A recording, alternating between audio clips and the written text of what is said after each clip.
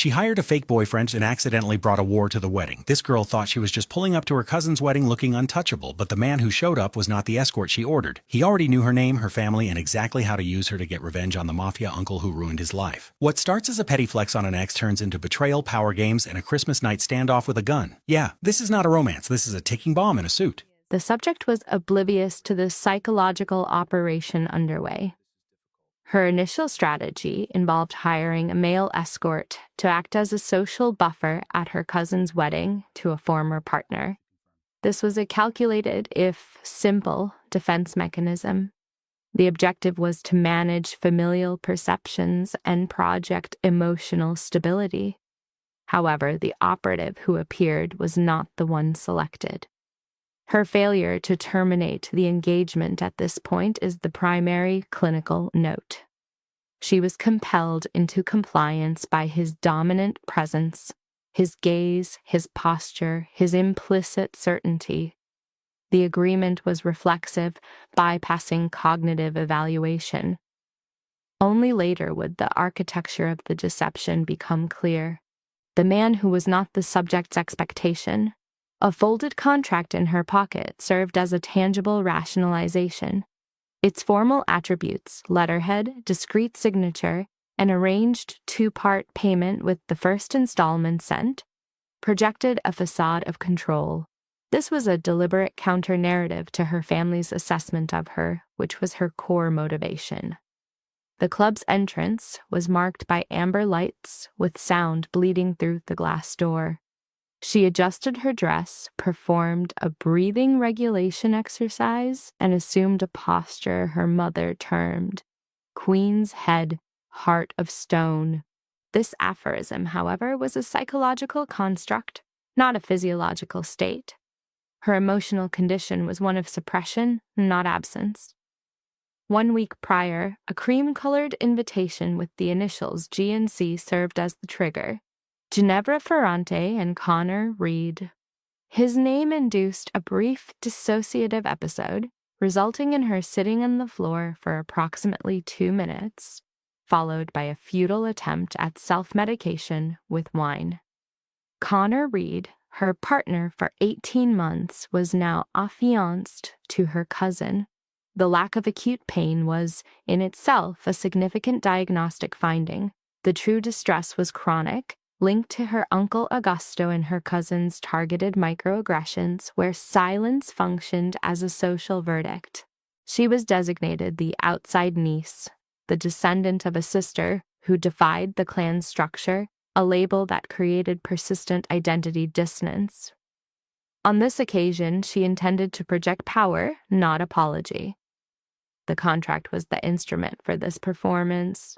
Surveying the room, she sought the described target. Dark hair, tall, gray suit, name Felipe. A man at the bar fit the general profile. It had to be him. But before she advanced more than 3 steps, the man rose and turned, and her entire visual field constricted, focusing solely on him as all else became background stimuli. His height commanded space before he moved, clad in a suit of near black. His eyes were already fixed on hers, indicating foreknowledge of her position. Her motor functions ceased. It was not a conscious decision. The operative in the dark suit closed the distance, inclined his head, and stated in a low, resonant voice, "Serena." It was an identification, not a question. "Matteo Romano, I'm your date for the weekend." The agency sent an email, Matteo declared, preempting her inquiry about Felipe, his tone closing the subject. A last-minute substitution was made. He delivered this information with such placid authority that for a moment she accepted its logic. Her phone had been silenced, sequestered in her purse with her dignity and the original strategy. She had verified nothing. She could have demanded an explanation or aborted the plan, but she displayed no will to correct the situation. For once, she desired an outcome that did not require a struggle. He was not the expected variable, but the stressors were constant. The wedding, an uncle viewing her as a familial threat, a cousin marrying the man from her bed of 18 months. She lacked the cognitive reserves to reformulate her plan. "Do you understand the terms of your engagement?" she asked with a strained attempt at an authoritative voice. Matteo Romano regarded her with absolute calm and replied, "To escort you to your cousin's wedding and ensure no one presents a complaint, and that the entire family concludes I'm fine." "That also," he said, with an inflection adjacent to humor. She gripped her purse with disproportionate force and said, "Then let's go." The vehicle was dark, silent, and smelled of leather and an unidentifiable scent that imprinted on her memory with irritating persistence. Matteo drove with one hand, his posture relaxed in a manner common to men accustomed to control, not because they are unaffected, but because they have mastered suppressing its tells. She averted her gaze out the window, feigning an absence of tension. The journey to the Fiancé estate would take over an hour, and for the first 20 minutes she engaged in heavy rationalization. It was a service. A contract was in place. The fact that the driver was not the specified individual did not theoretically alter the agreement's function. She repeated this mantra like someone arranging items on a shelf to avoid what is broken on the floor. Service performed, wedding survived, family neutralized. It was not simple, but it had to appear so. Her phone vibrated. It was Isla, her best friend, who possessed a unique talent for empathic panic. "Did you retrieve him? What is he like? Send an image. Send it now." She glanced laterally at Matteo. His eyes were on the road, his expression unreadable. There was a substitution, she typed. "It is not the same man." 3 dots blinked for an unnecessarily long time before the reply came. "What do you mean it is not the same man, Serena?" She put her phone away before her friend could provoke an inopportune laugh. "Large family?" Matteo asked without looking away from the road, and without any preamble. The question surprised her, and it took a second before she answered. "The kind that makes up for quantity with intensity." The corner of his mouth shifted. It did not form a smile, but it was the first change in his facial expression since they met. "And the groom?" he asked with the same dispassionate tone one might use for the weather. "He is the ex-boyfriend." She let the information hang in the air. Matteo was silent for a moment, then, "I see." "You don't need to see," I countered. "You just need to appear to adore me."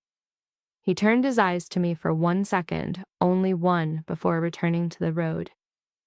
"That will not be a problem," he said, and something in his delivery caused a visceral reaction in my stomach that I chose to ignore.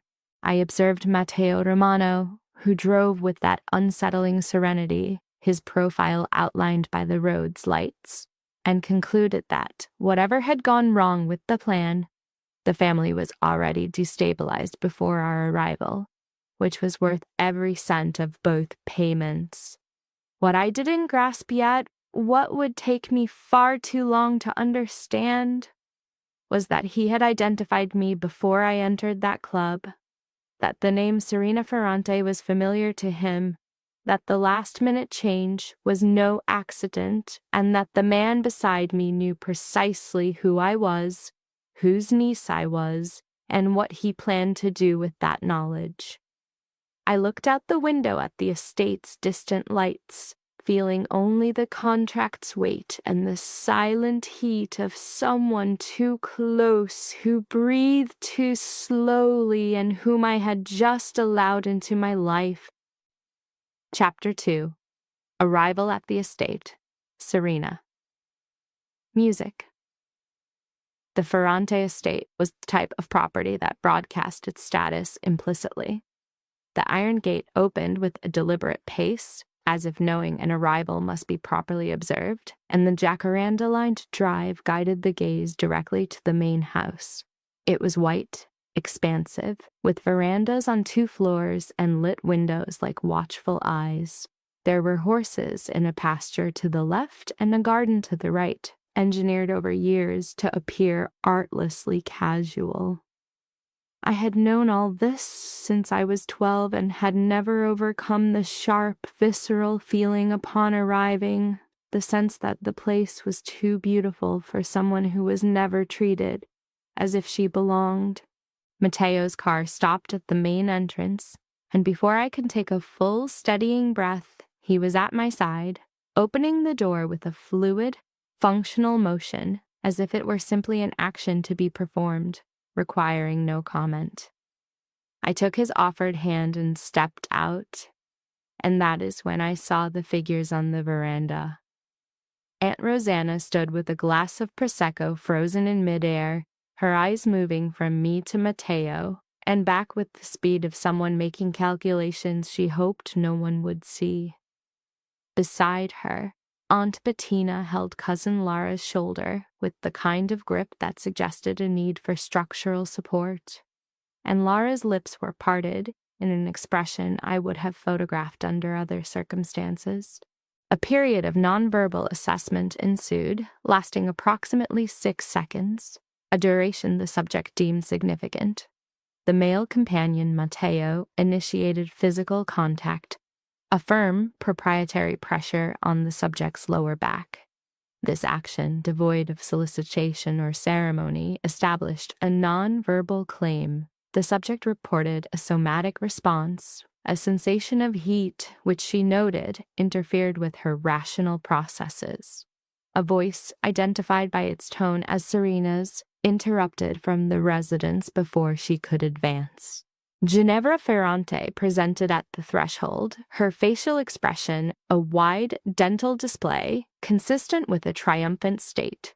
She performed a perfunctory embrace, then her analysis shifted to Mateo with undisguised scrutiny. Her verbal probe, "And you brought company," held a clear subtext. The subject's reply was emotionally neutral. Mateo's self-introduction was marked by verbal economy and an absence of deferential gestures. This lack of expected validation caused a fractional retraction in Ginevra's smile, a micro-expression of diminished social control. The subject noted that Ginevra's narcissism required consistent positive feedback. The welcome dinner was staged in a controlled environment, an arena simulating intimacy. The ambient lighting was calibrated to increase perceived allure and threat. The subject was seated between Mateo and her Aunt Rosanna, who began a 15-minute crude interrogation. Her inquiry, "But where did you two meet?"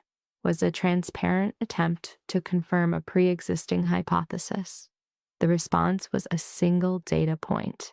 "At work." The subject delivered the clipped reply before her interrogator completed her action. Rosanna paused, expecting more information, but none was offered. She then attempted a flanking maneuver on Mateo, who met her with a cordiality so impenetrable it terminated her inquiry. Across the table, Connor Reeds displayed incongruent affect, his rehearsed happiness faltering. His aesthetic value was context-dependent, diminishing under direct observation. A self-assessment by the subject confirmed the absence of any residual emotional trauma related to him. What remained was a mild dissociation where an emotional attachment once existed. The subject did observe Connor's persistent, poorly concealed gaze. Mateo then delivered a low-volume vocalization near her ear, a clinical observation. "He doesn't look like a very focused groom."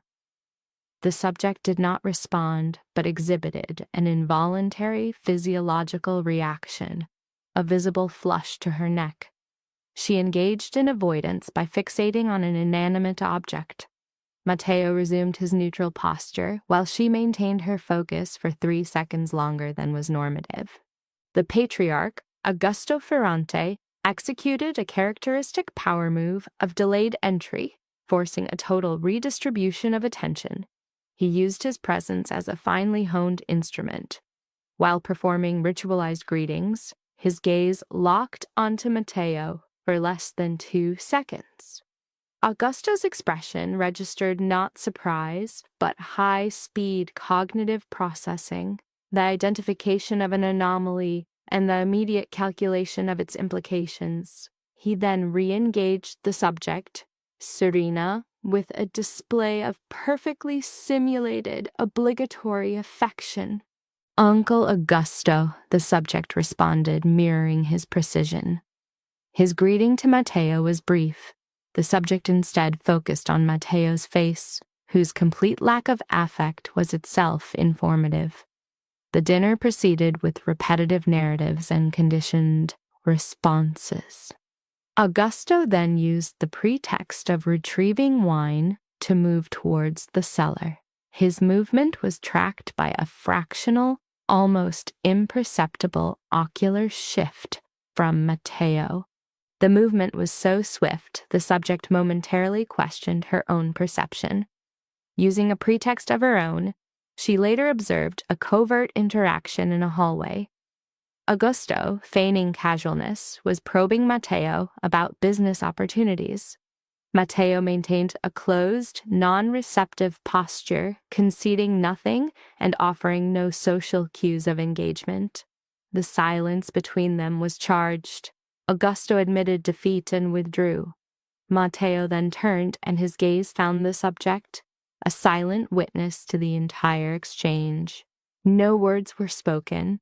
He regarded her with an absolute and impermeable calm.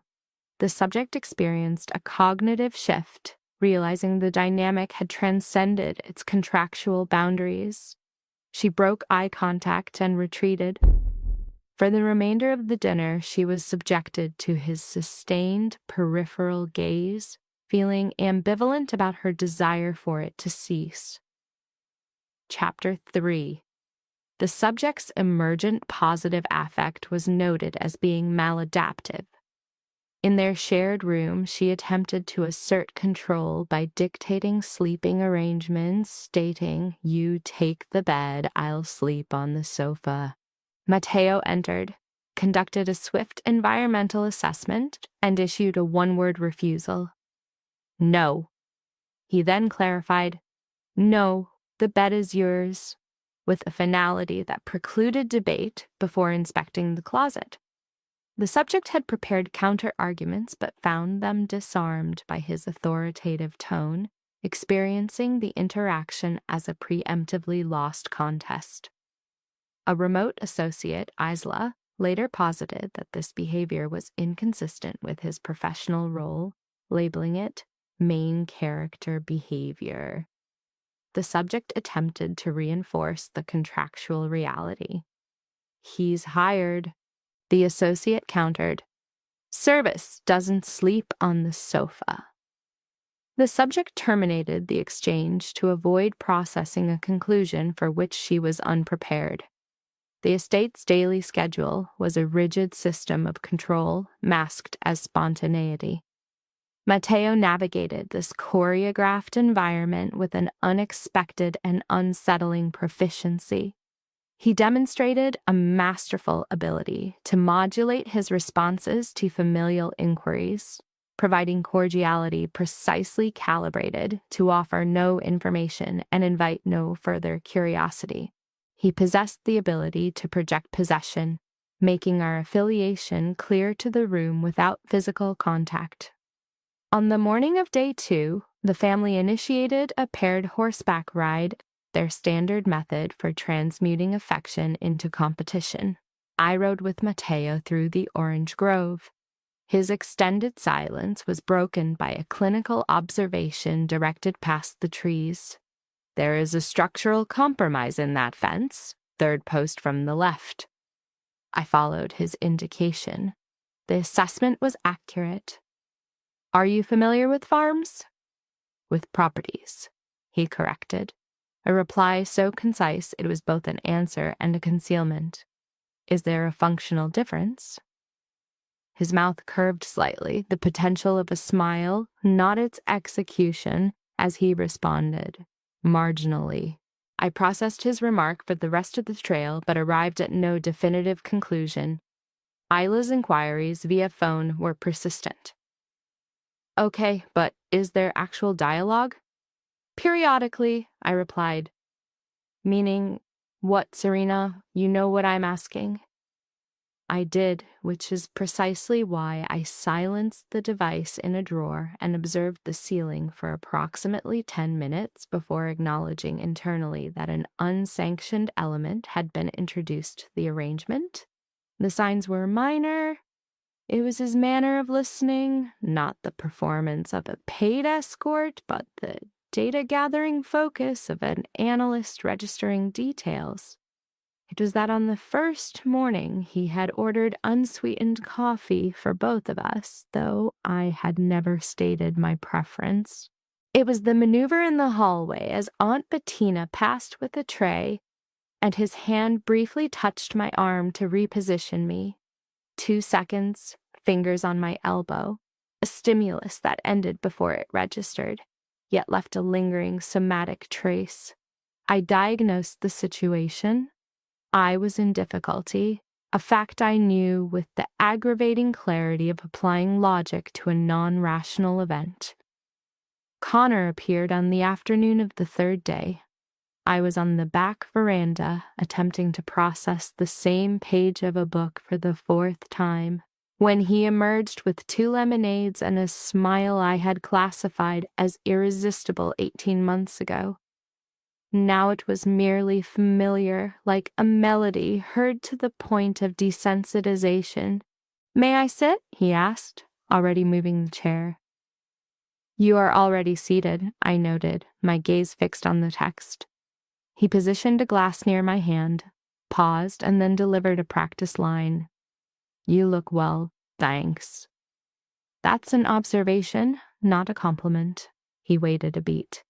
You seem altered. I am altered. I turned the unread page. Connor leaned in, lowering his voice. Who is he, Serena?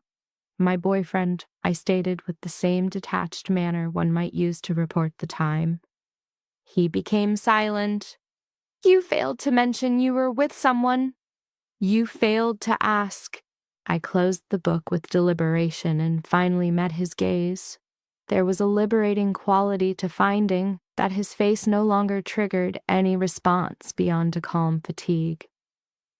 And even if you had asked Connor, you're getting married tomorrow.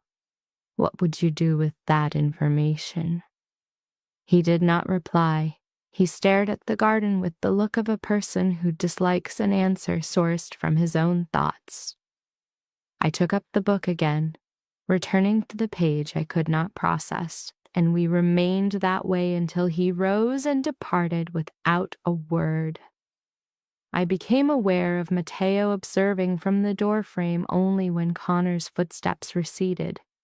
He was there, arms crossed, his expression unreadable, a nonverbal communication that he had witnessed the event and disapproved of some component. He offered no commentary on it.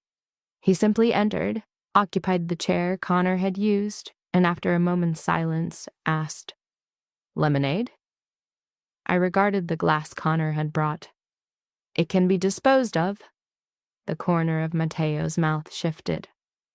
I predicted you would say that. The night of the third day was oppressive. With the windows open, I lay analyzing the ceiling while Matteo read on the sofa. The silence between us was palpable, not uncomfortable, but a conscious presence. Is this your default state? I asked the ceiling. He paused. That depends on the definition of this. To be quiet without needing to fill the space? I heard the sound of the book closing. Most people talk to avoid thinking, he said. I prefer the opposite. I angled my head to observe him. He was reclining on the sofa, arm beneath his head, also focused on the ceiling. There was something in that tableau, of this large, controlled man on a sofa too small for him, a circumstance he had accepted without complaint.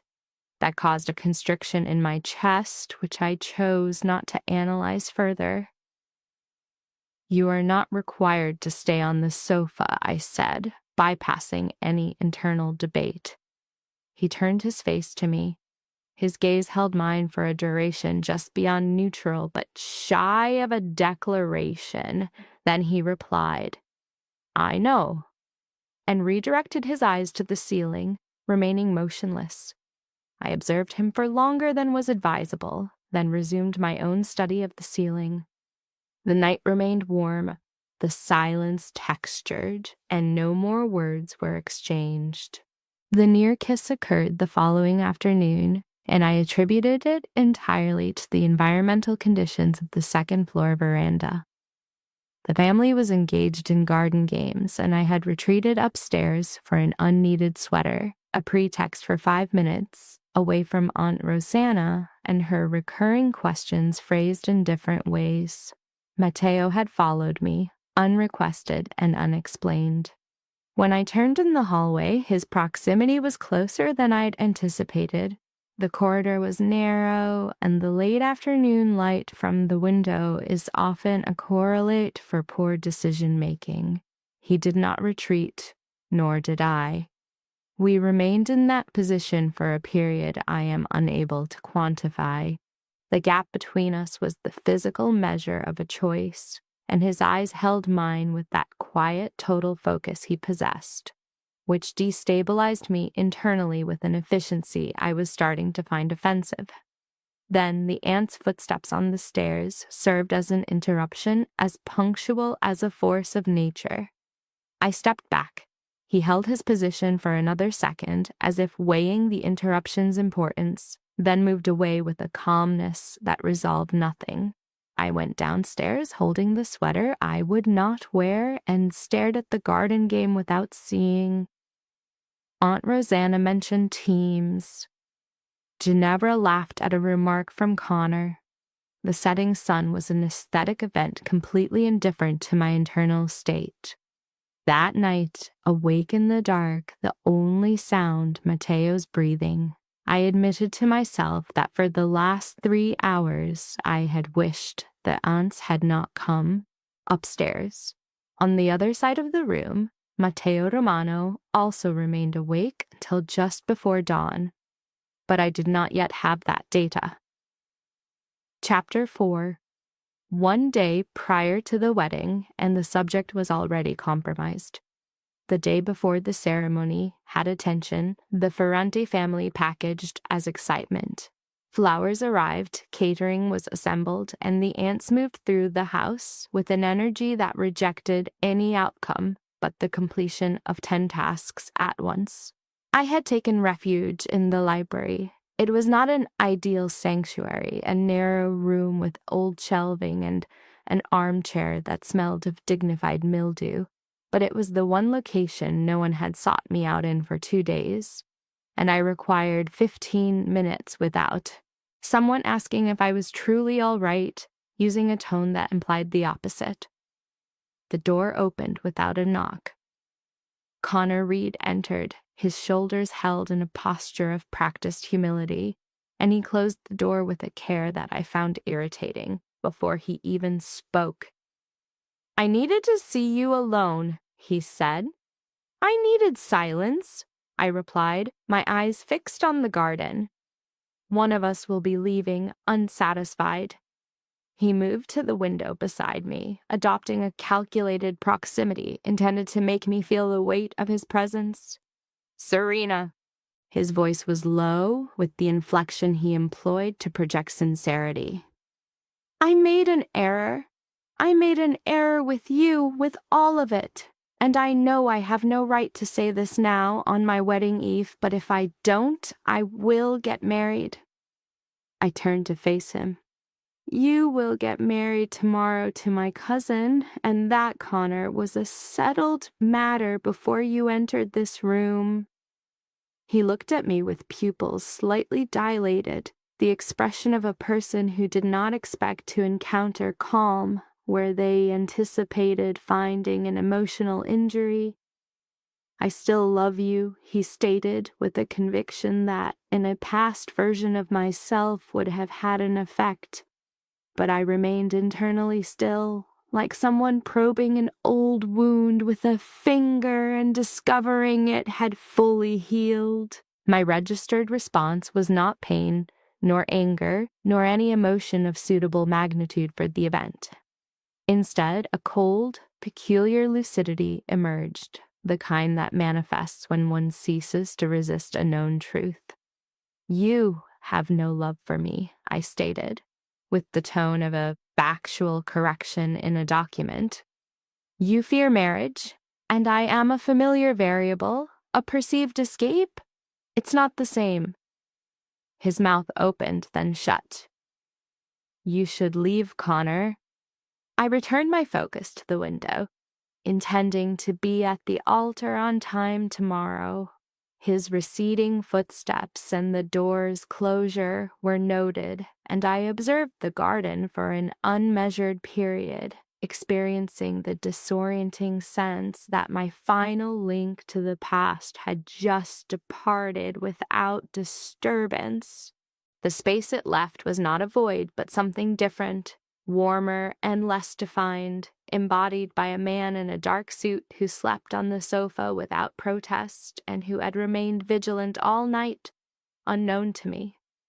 The previous evening's formal dinner featured tall candles, untouched plates, and conversations designed to occupy the intervals between silences. I appeared in a dark wine dress, reserved for just such an occasion, a garment that makes no overt statement, but compels a second glance for reasons not immediately clear.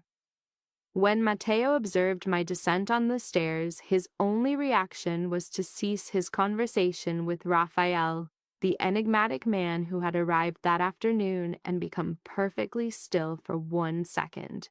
I filed that 1 second with the focus I concealed.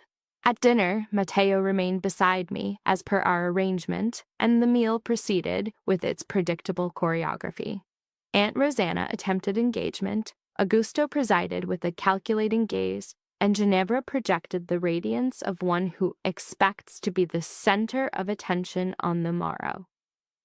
Connor was positioned across the table. He was observing me with an intensity he had learned to suppress during our relationship and had since forgotten to. Matteo registered this. I knew because he became still for a different kind of second, not the appreciative one from the stairs, but a more contained, denser moment that typically precedes an action. He then inclined his body toward me. The movement was gradual enough for me to sense his proximity before contact, the shoulder near, the arm grazing mine, and his mouth close to my ear, a proximity that caused a lapse in my logical processing. Look at me, he commanded in a low tone, meant only for me. I turned my head toward his, and there was no distance. The professional space that should exist between contracted parties was absent. There was only his face near mine, his dark eyes holding an expression that was neither cold nor easily interpreted. As the sounds of the dinner receded to another frequency, he placed his hand on my face with deliberation, his fingers touching my chin with a lightness that served as his inquiry, and then he kissed me. It was not a tentative kiss. It was not an act to maintain a pretense or fulfill a role. It was measured, deliberate, and hot, in a way that bypassed all my defenses and struck a vulnerability I hadn't known existed. I registered the table conversation faltering in a wave as silence spread from one side to the other, but I was indifferent. There was a hand on my face, a mouth on mine, and a warmth in my chest that had no authorization to be there but was, with complete certainty. When he withdrew, it was with the same composure he had approached, leaving me looking at him for a second, unable to form a coherent expression before I turned my gaze to the table and saw that Connor was gone. No one was watching the door. He had exited through it. Every person was looking at us. The ants had suspended their breathing in unison. Augusto's eyes were fixed on Matteo with a look I could not decipher but logged for later review. And Ginevra's wide smile had contracted by more than 0.5 millimeter. Matteo lifted his wine glass with a calm I found personally insulting and took a drink as if nothing had occurred. I went upstairs before dinner concluded. I said nothing to him. There was either no need or too much need, which amounted to the same inaction. I entered the room, closed the door, sat on the bed's edge, and stared at my hands for a useless amount of time, trying to organize something that had no order. His kissing me was a maneuver to make Connor withdraw. It was a calculation. It was part of his professional function. It was precisely what a hired escort would do in such a circumstance. This was the logical conclusion. The difficulty was that my entire body registered the kiss as something other than a performance, and I was not prepared to engage in that internal debate. It had also been the most disruptive kiss I had experienced in years, presenting a problem of a scale I was not equipped to process that night.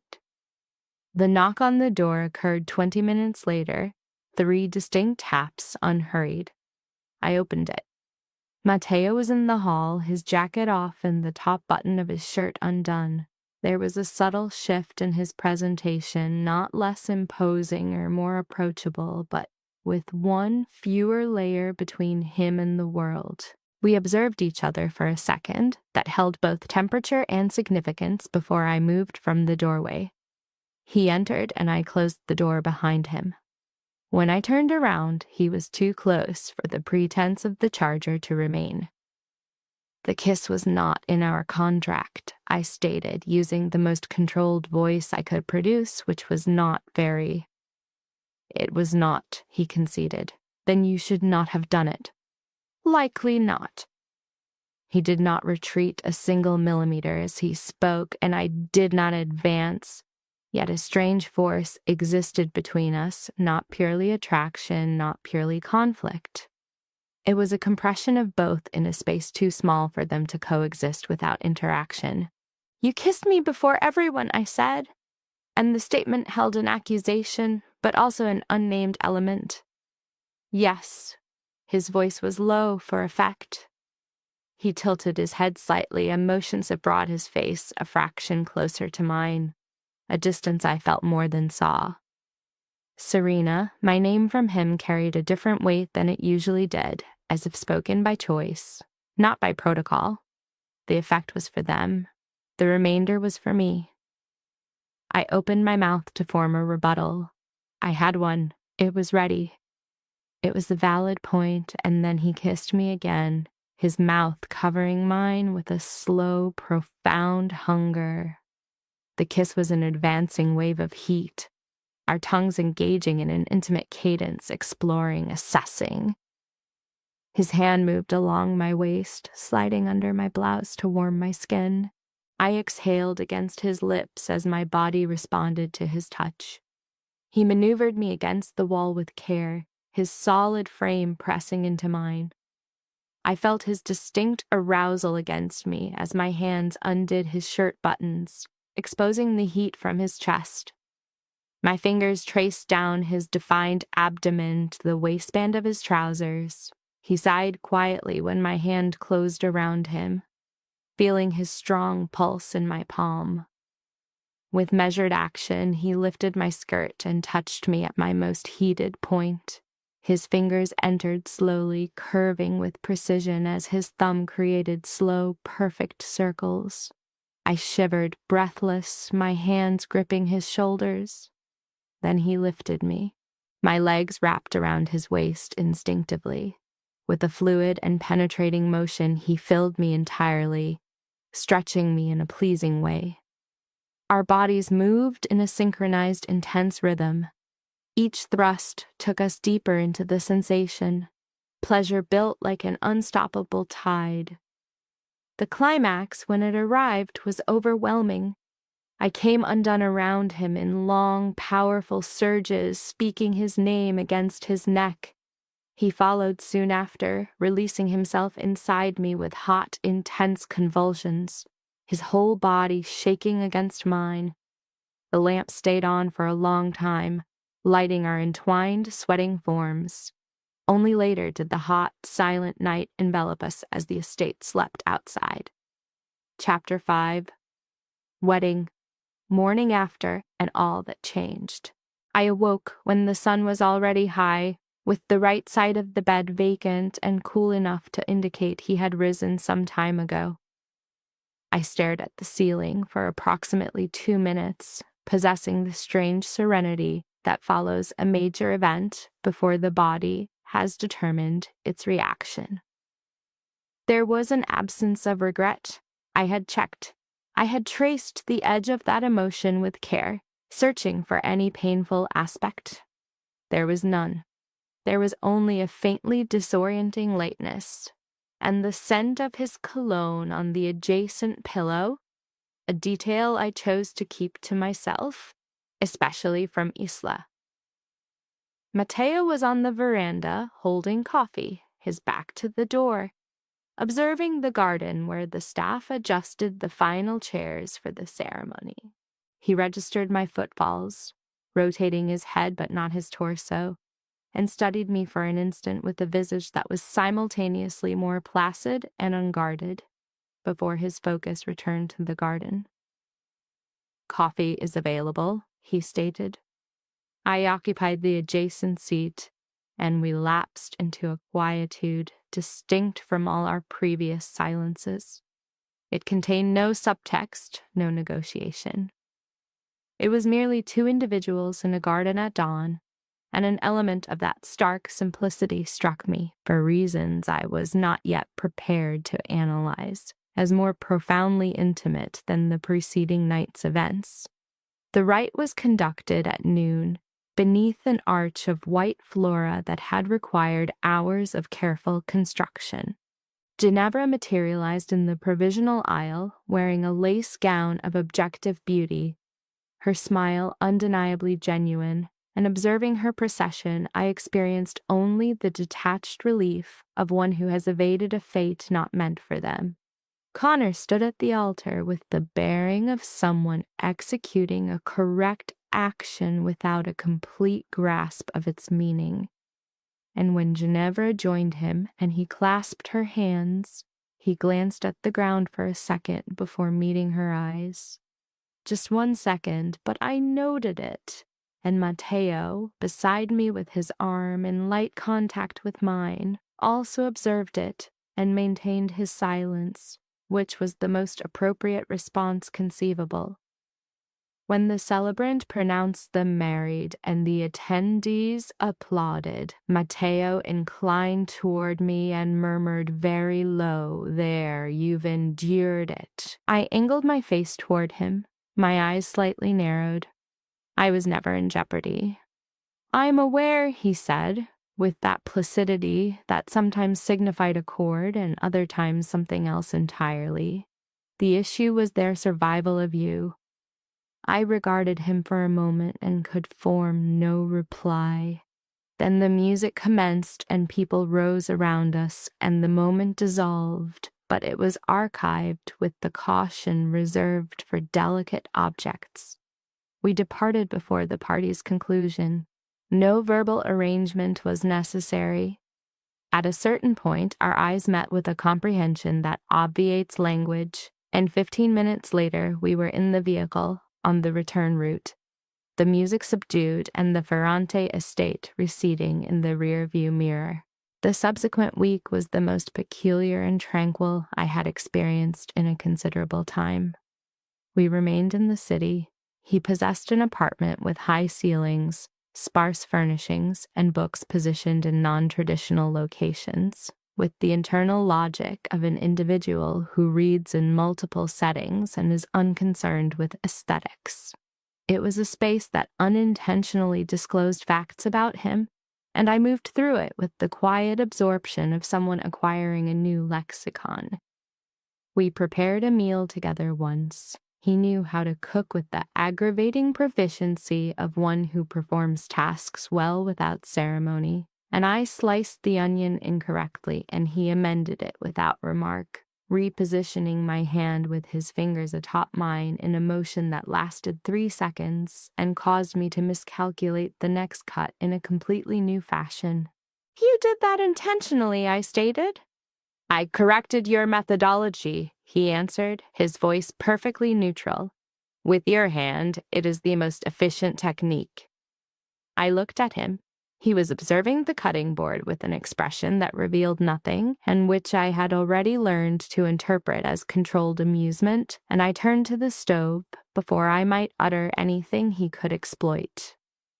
An agreement existed between us, articulated aloud and affirmed by both parties with the gravity of individuals who believed their own words at that moment. Only for the contract's duration. No attachment, no complications, no expectations beyond the stipulated term. It was logical. It was mature. It was precisely the type of arrangement two intelligent people could sustain without incurring damage. I re-examined that line of reasoning with growing frequency over that week, which itself was data I chose not to process. After I had departed his apartment, the intercom sounded. Matteo responded and heard the concierge's voice announce 2 men were in the lobby bearing a message from Mr. Fiancé. This was not a social call. The concierge's inflection was that of someone who had deduced this before activating the system and was uncertain how to proceed with the information. "Send them up," Matteo said. The 2 men were of a type who have no need to state their function, as their manner of entering a room communicates it for them. They remained near the doorway side by side, with the posture of individuals trained to command space without appearing overtly menacing, which was, in itself, the most effective form of threat. The elder of the 2 spoke. The message was concise and had clearly been rehearsed to sound informal. Mr. Augusto Ferrante desired to resolve the outstanding issue between them before Christmas. A proposal was offered, a reasonable financial settlement for the inconvenience of recent years, and a singular stipulation that Matteo Romano was to sever all contact with the niece and ensure that the separation was permanent. Matteo remained silent for a moment after the man concluded.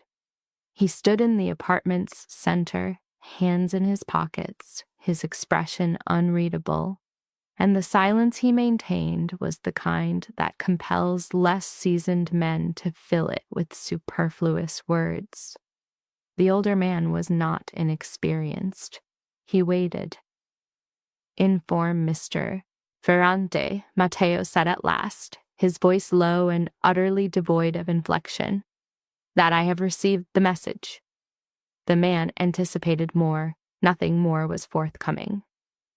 "Is that all?" he inquired, with a slightly arched eyebrow. "For the present," Matteo responded. The 2 men exchanged a glance with the brevity of individuals who did not wish to be observed doing so, and departed without another word.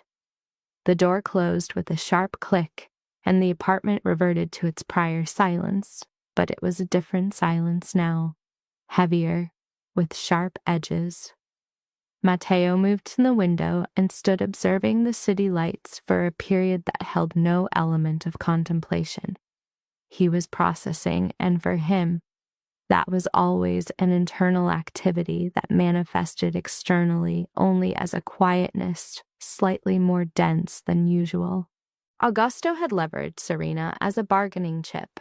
He had inserted her name into a negotiation as if she were a transactional variable and not a person, and had done so with the casualness of one who has operated this way for so long, who had treated that niece as a movable asset for enough years to no longer even perceive that he was doing it.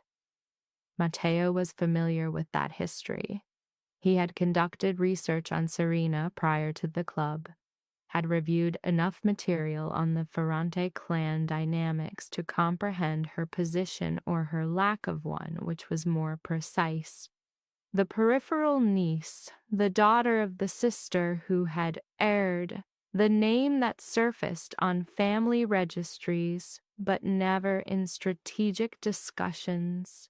What he had not researched, and what no intelligence report could have predicted, was the experience of being in the same room as her, the way she maintained her footing even as the ground was being removed from beneath her, the humor she wielded as a defense mechanism, which was paradoxically one of the most authentic things about her, the clarity with which she had dismissed Connor on that veranda, without histrionics, without residue, like someone at last closing a window that opened onto the wrong sort of weather.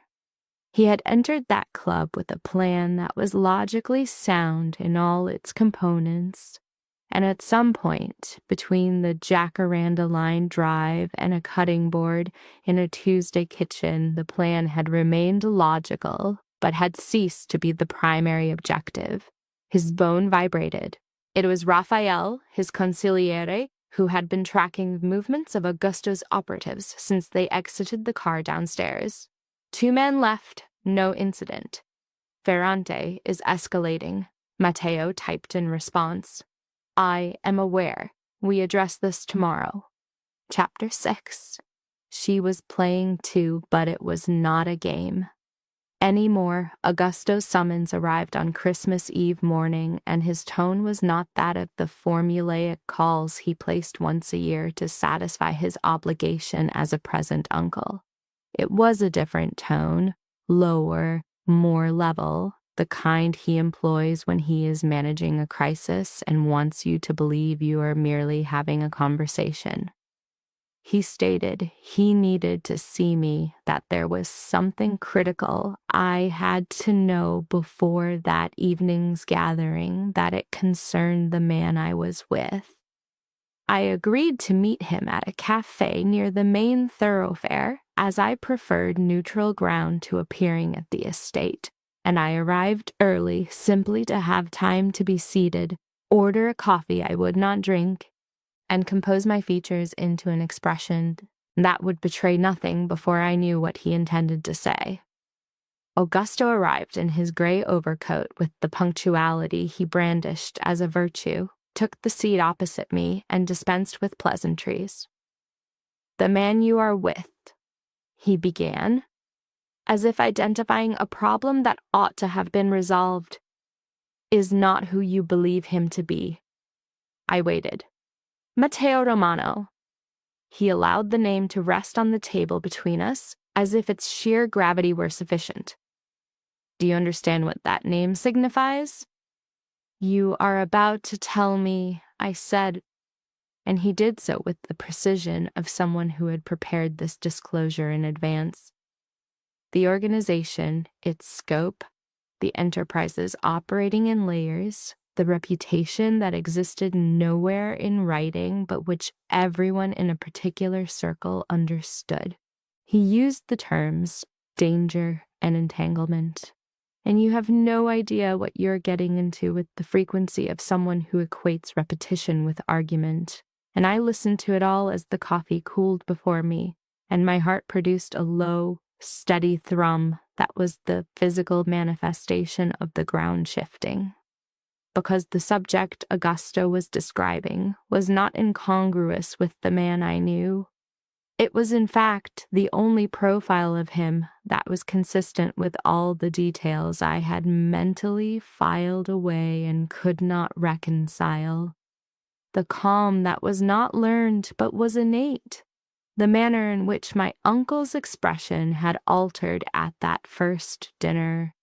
The subject's cognitive framework underwent a sudden, painful realignment as disparate data points, Raphael's sporadic appearances, the Christmas Eve operatives, coalesced into a coherent pattern.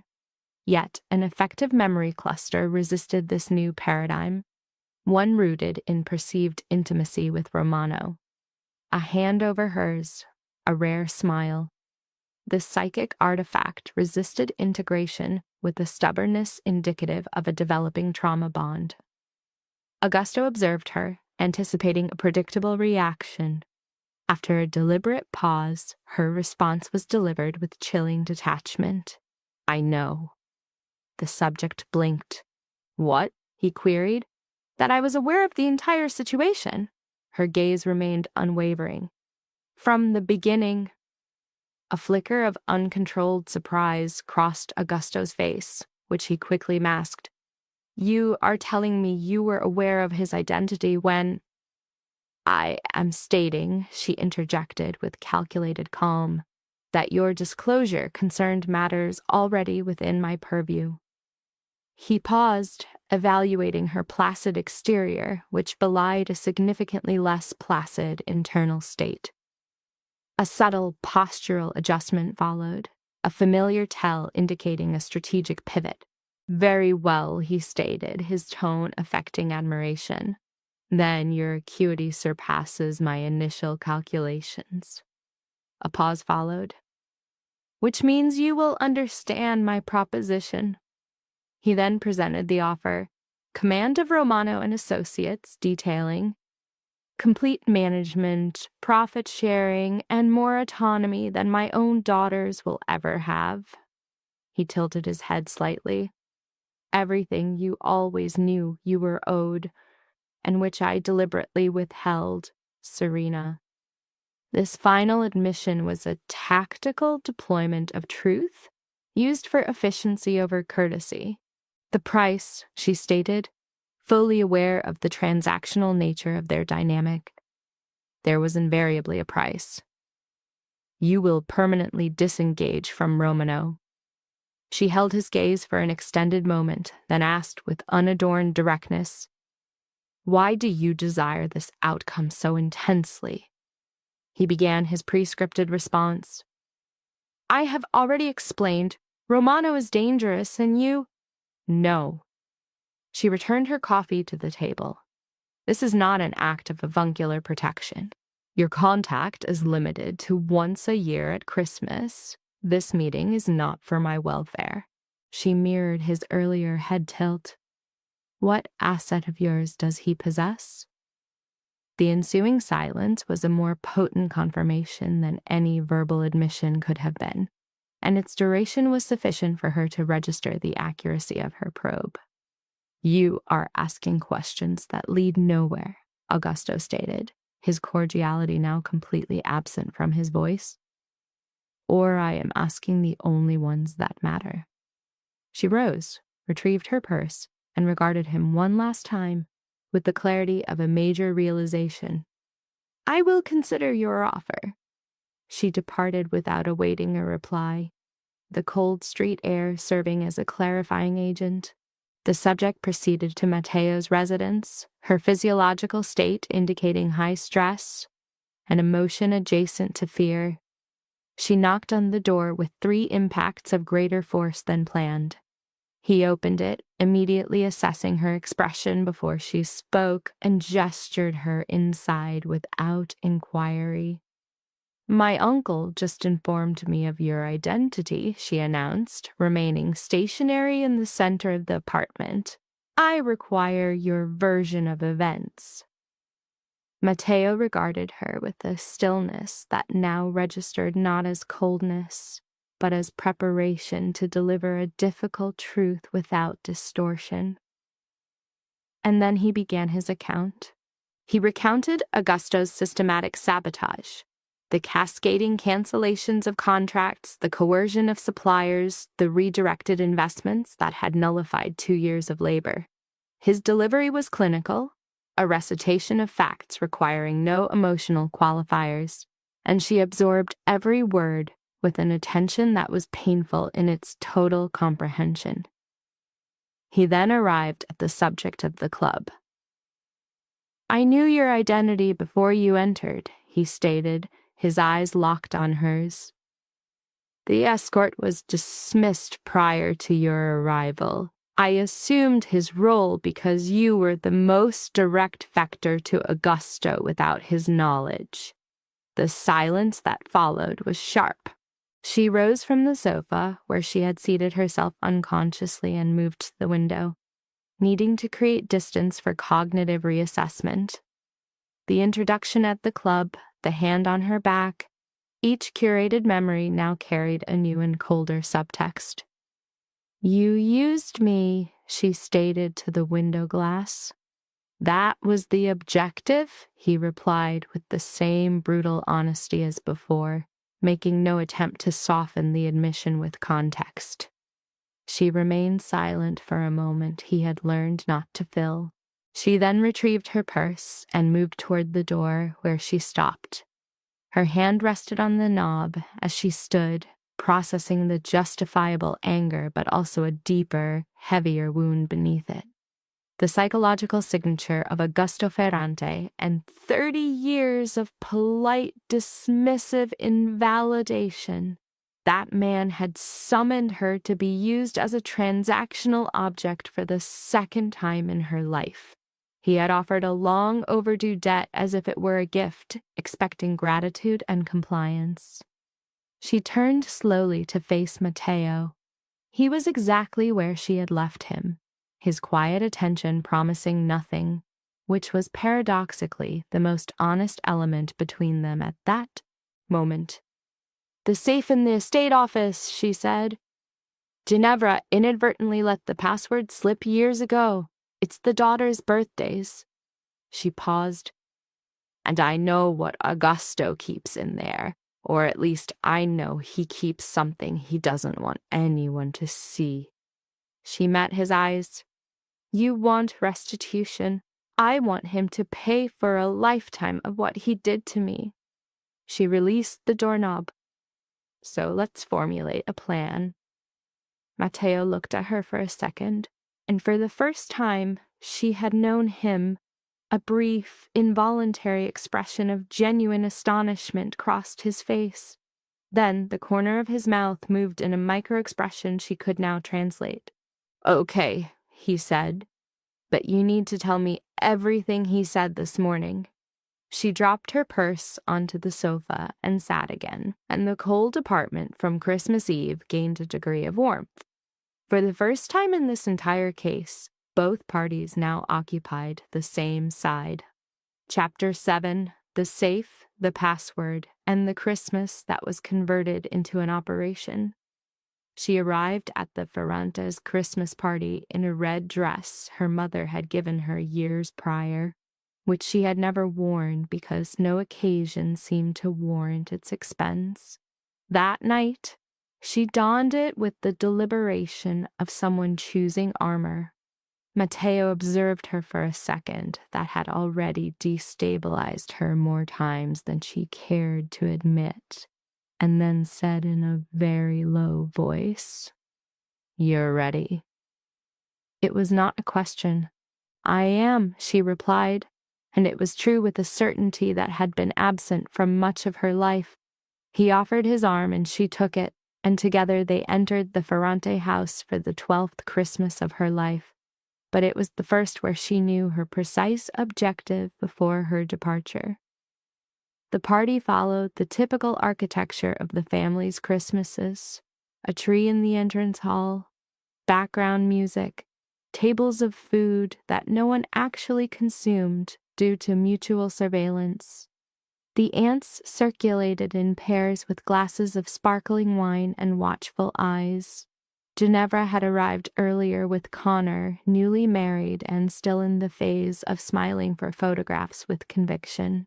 Augusto was in the main room, as always, the locus of a group of older men who listened with trained attention. He saw her enter and greeted her with the pro forma kiss on the forehead, his eyes shifting to Matteo for a fraction of a second before returning to her with a smile that did not reach his eyes. "Serena, so glad you came." "Wouldn't miss it," she replied with equivalent warmth, and went to obtain a glass of sparkling wine she would not drink. Outside, Rafael Conte was positioned on a parallel street with two men and a phone displaying a map of the property. Matteo had explained the plan to her the night before with the precision of someone who understood that details differentiate success from failure. Raphael secured the lateral egress point. One operative remained stationed in the office's external corridor. A third maintained the vehicle in a state of readiness. My task was to enter, access the safe, and extract its contents. The protocol was presented as simple a psychological palliative for my anticipated anxiety, a fact mutually understood between us. For 40 minutes, I maintained a social facade. I discussed the menu with Aunt Rosanna, simulated engagement while Ginevra detailed her honeymoon, and observed Augusto's movement, a slow, deliberate gait indicative of a subject convinced of his absolute control.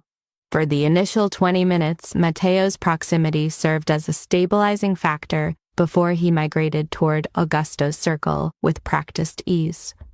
This was, I registered, the designated diversion.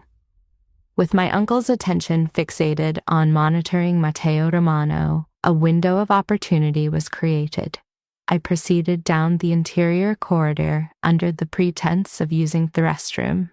Augusto's office, a room sealed by a dark wood door, was a locus of childhood exclusion, the space where adult conversations ceased upon my approach. With a steady hand, I breached the threshold, entering and sealing the door behind me without an auditory trace. The office's olfactory profile was a composite of paper, wood varnish, and the lingering scent of a cigar smoked with the rigid discipline of a man who manages his vices with pathological precision. A large desk dominated the center, with shelving on 3 walls, and a safe recessed behind a painting I had noted at age 14. That day, I had entered unannounced and observed an expression on Augusto's face that was then unreadable. It was now clear. I carefully removed the painting. The safe was a compact gray unit with a numeric keypad. I recalled Ginevra's voice from years prior, a casual remark now surfacing as critical intelligence. My father is a creature of habit. Do you realize he uses his daughter's birthdays for all his passcodes? It's profoundly predictable. I recalled her laughter, a piece of data stored without conscious purpose. I entered Ginevra's birth date. Negative. I regulated my breathing and input Lara's date of birth. The mechanism disengaged with an audible click that resonated in the silence. The contents consisted of a dense envelope, a file of financial records, and a small black data storage device. For a moment, too brief for prudence but too long for efficiency, I observed the items, sensing contact with the nexus of a narrative predating my own existence. I then secured everything and closed the safe, my motor skills functioning on discipline alone. At that moment, I detected footsteps in the corridor. Their cadence was not that of a lost guest, but of an individual with a destination. I lacked the time to replace the painting. Augusto entered his office, his expression confirming a suspicion he had harbored throughout the evening. He did not move to the desk drawer immediately. His process was sequential. Secure the door, observe the displaced painting, note my purse. Only then did he access the drawer, retrieving a small black handgun with a familiarity suggesting it was a pre-planned contingency, not a spontaneous reaction. Serena. His vocalization was entirely calm, a state more menacing than any outburst. Uncle Augusto. I mirrored his register. You are not cognizant of your actions, he stated, a final opportunity offered in a paternalistic tone. I am perfectly cognizant, I replied, my voice steady despite the internal surge of fear and adrenaline. You are shielding a man who manipulated you. He advanced a single step, assessing the distance. He entered your life with an agenda and will discard you upon its completion. Or, I countered without moving. I am protecting myself, an action I should have initiated with you long ago. Augusto's expression shifted, a subtle but significant break in his composure. A variable had been introduced for which he had not planned, and for an instant I saw past the persona of Uncle Ferrante, the patriarch. I saw a man who had underestimated his peripheral niece and was processing this miscalculation too late. He raised the weapon, initiating a state of tachypsychia where time perception dilates. Every detail achieved high resolution, the lamplight, the cigar scent, the distant sounds of the party from another reality. It was me, facing my uncle, compressing 3 decades of perceived inadequacy into a single clarifying moment of arrival. The door opened. Matteo Romano entered with the quiet authority of one who requires no announcement, followed by 2 men whose function was clear without introduction. In the hall, Rafael Conte held his phone, his expression conveying the successful execution of our plan. Augusto remained frozen, the weapon raised, his eyes on Matteo as he performed a rapid, unfavorable recalculation. Matteo crossed the room and positioned his body between my uncle and me, a deliberate declarative act of shielding. He did not address the weapon. His gaze remained fixed on Augusto, a display of absolute calm I now understood as the ultimate manifestation of power, the kind that is inherent, not projected.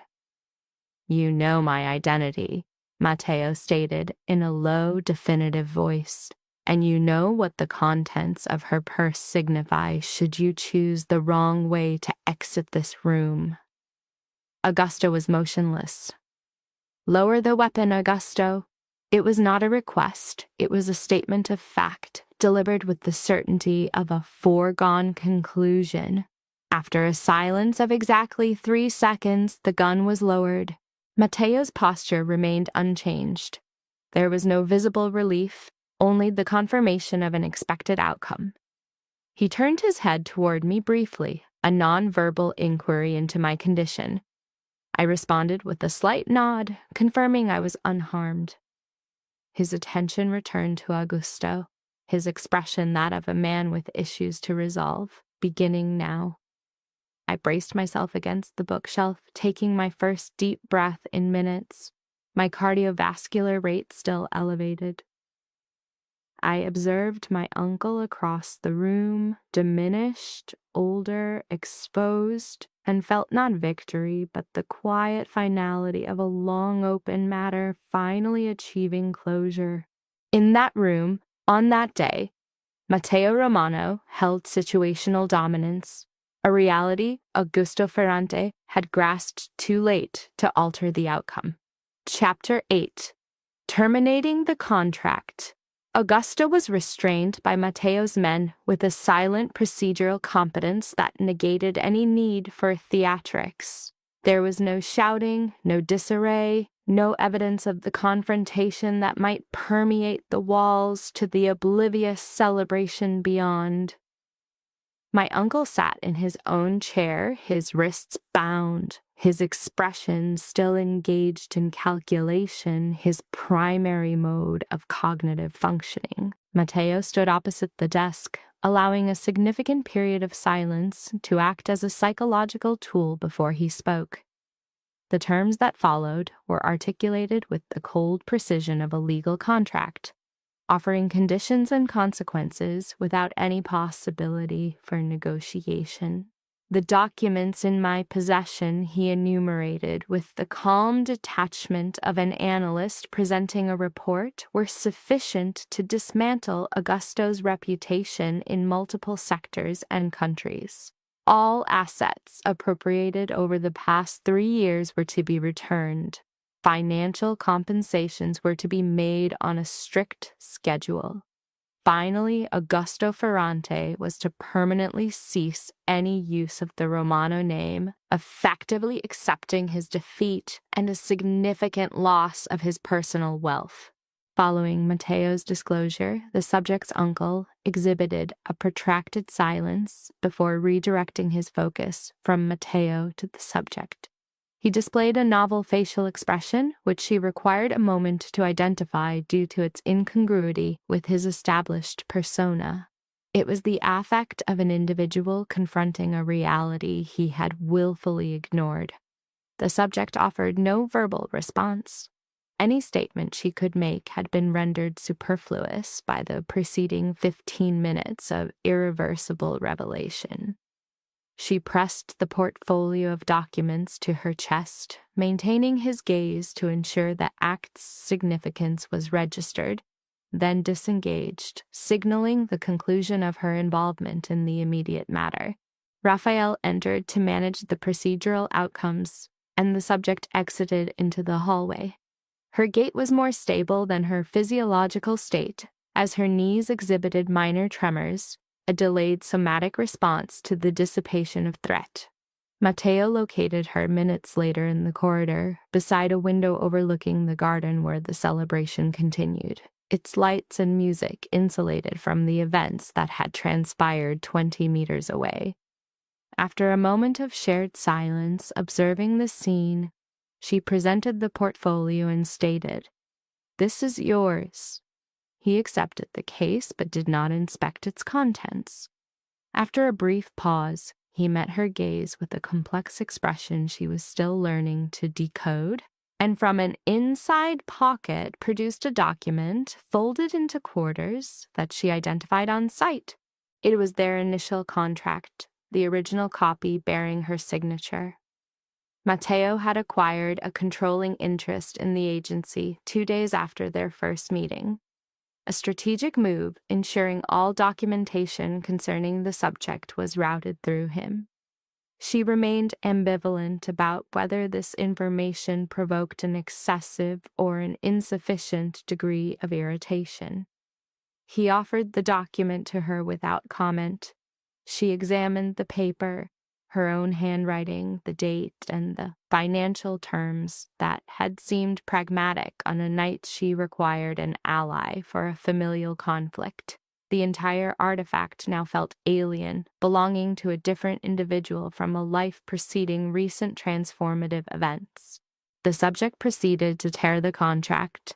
The acoustic feedback from the paper was unexpectedly satisfying. A clean, definitive sound, precluding any possibility of repair. She collected the fragments in her palm and then observed Mateo retrieve his own copy. His possession of both versions was noted for later analysis. He, too, destroyed the document with his characteristic economy of motion.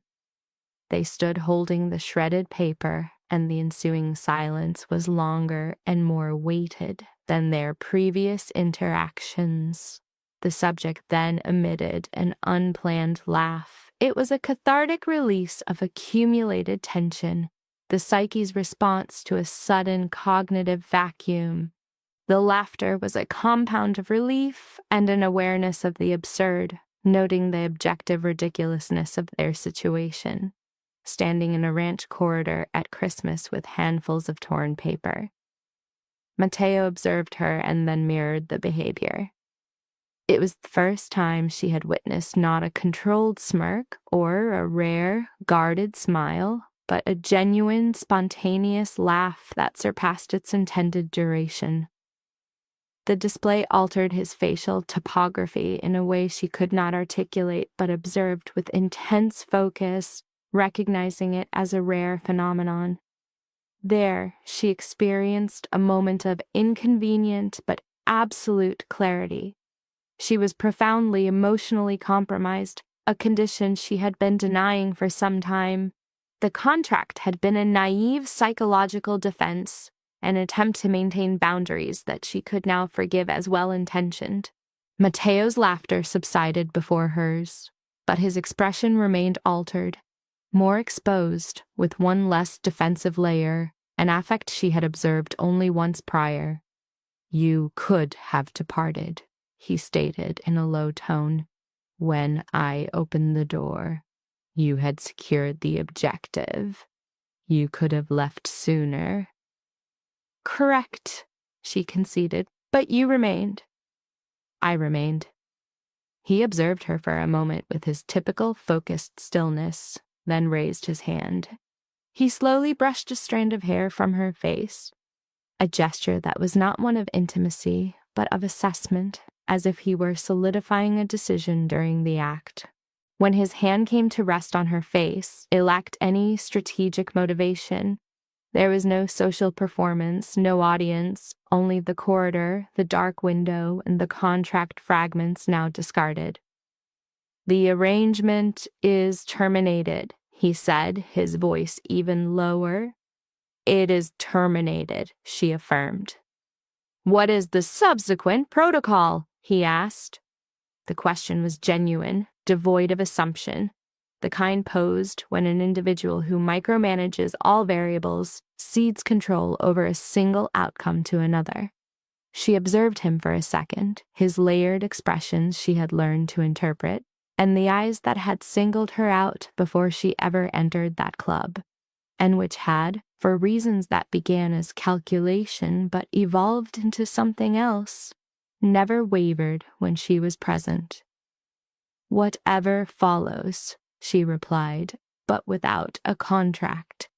The corner of his mouth shifted, and this time she allowed her own to do so. Outside, the Ferrante gathering persisted. Rafael Conte was likely making a sardonic remark to no one, and Christmas proceeded with its characteristic indifference. None of it registered with the same significance as the door down the hall, closing from within moments later, and the silence that followed. Chapter 9. Unforeseen Contractual Variables. 2 months post-Christmas, the apartment formerly belonging to Matteo had transitioned into a shared living space without formal agreement. Her possessions had integrated incrementally, first a toothbrush, then a deliberately forgotten coat, followed by a drawer, then 3 shelves, and one side of a closet he had cleared without comment, as if accommodating something already meant to be there. The period following the events at the estate was not uncomplicated, a reality neither of them expected nor promised. There were days of his complete emotional withdrawal for reasons she was learning to not internalize, and days her own introspection was so deep he had to repeat a question for it to register.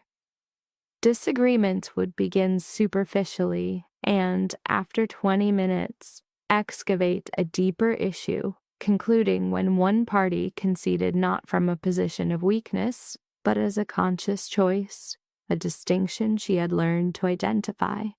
Yet there were also the consistencies, the morning coffee prepared to her specific preference without instruction, the shared silences while reading in the same room, and the occasional non-possessive touch on her back, a gesture of presence, not a declaration. One February night, in the dark, she posed a question to the ceiling and to him concurrently. Do you have regrets about the genesis of our involvement? His hand rested on her back, engaged in a slow, perhaps unconscious motion. No, he replied softly. But given the choice again, I would initiate it differently. How? I would have disclosed the truth at the club. She contemplated this alternate scenario. Matteo Romano revealing his identity and objectives in that bar. She would have retreated, canceled the arrangement, contacted Isabella in a state of alarm, and spent the night rationalizing the decision. I would not have remained, she admitted internally. I am aware. The motion of his hand continued. That is why I abstained. In that darkness, she recognized the distinction between forgiveness and acceptance, realizing she had accomplished both at separate times and without conscious intent. Acceptance had manifested first, in the mundane rituals of coffee and quiet companionship. Forgiveness had followed gradually, not as a decision, but as the realization that her anger had dissipated, replaced by something more structurally sound. She had co-constructed something authentic, and authenticity has texture, mass, and duality. It was the most integrated construct she had ever experienced. The documents from Augusto's safe were secured in a location selected by Raphael, unknown to her by mutual agreement. Matteo reported that his team's analysis would be lengthy, a fact she accepted with a newfound patience, trusting the process without needing to micromanage it, a trait acquired over the last 2 months from necessity. The subject demonstrated a cognitive suppression of the documents, a displacement mechanism favoring immediate sensory reassurances. The domestic setting and the proximity of her partner, Matteo, served to temporarily lower a state of chronic hypervigilance. She reflects on the origin of their arrangement, a calculated contract which has since devolved into a codependency. This transaction, designed for strategic gain, transformed due to emotional variables that neither subject can precisely identify, suggesting a classic trauma bond. The subject initiated a state of denial, closing her eyes as the apartment's quiet was breached. An external stimulus, Matteo's phone vibrating with calls from an individual named Raphael, was consciously ignored. Matteo's own inaction suggests a collusive desire to preserve the fragile status quo. Her refusal to verify his state, feigned or genuine sleep, is a defense mechanism. Retreating into unconsciousness represents a psychological flight from the re-emerging conflict, a desperate attempt to maintain a false, perfect silence. End of part 1. For 23 years, the subject's psyche was built on a single narrative concerning her maternal abandonment, a construct internalized at age 7. This foundational belief was subsequently shattered by a 3-page file. The dossier's contents irrevocably altered her self-perception and familial history. The primary trauma, however, was not the revelation, but the betrayal signified by Matteo's gaze, a look confirming his prior knowledge and deliberate concealment. This concludes the initial analysis. Book 2 is compiled. Access to subsequent analysis is available for a nominal fee. To reiterate, the subject operated for 23 years under a flawed paradigm regarding her mother, which explained a core feeling of inadequacy. This belief, adopted at age 7, was never challenged until a folder dismantled her entire life narrative in 3 pages. Its contents redefined her identity, origins, and the source of her family's destruction. The acute psychological injury was inflicted by Matteo's expression, which confirmed his complicity through silence. This is a preface to the 2nd volume. To review the complete unredacted file, utilize the primary link in the pinned commentary. There, the analysis continues in seconds. As a reminder, that initial link provides the full, uninterrupted 2nd book. The work on this 2nd volume is proving fruitful, and further installments are planned. This is the repository for case studies of a more extreme nature, true dark romance. Due to the psychologically intense material, public dissemination is ill-advised. This private archive allows for an uninhibited presentation of my work for you. Be advised, the primary channel has been demonetized. This alternative is a method to maintain the research team and continue producing high-caliber case analyses. Further procedural updates will follow. I will await you at the first link in the pinned commentary. Regrettably, unauthorized duplication of our audio files and reposting of the complete narrative on other platforms has become a significant issue.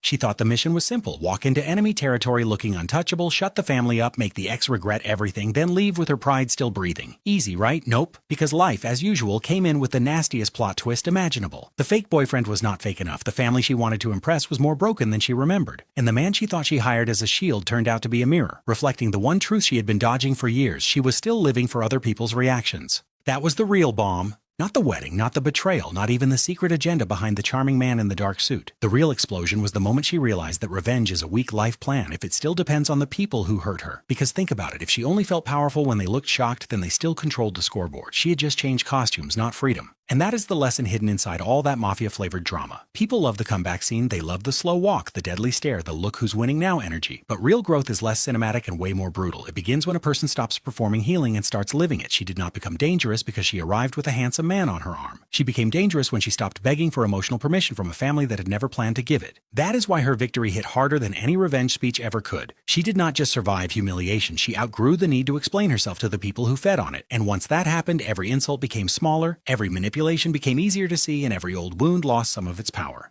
The lesson, the coldest revenge, is not making them jealous, it is becoming someone their approval can no longer buy.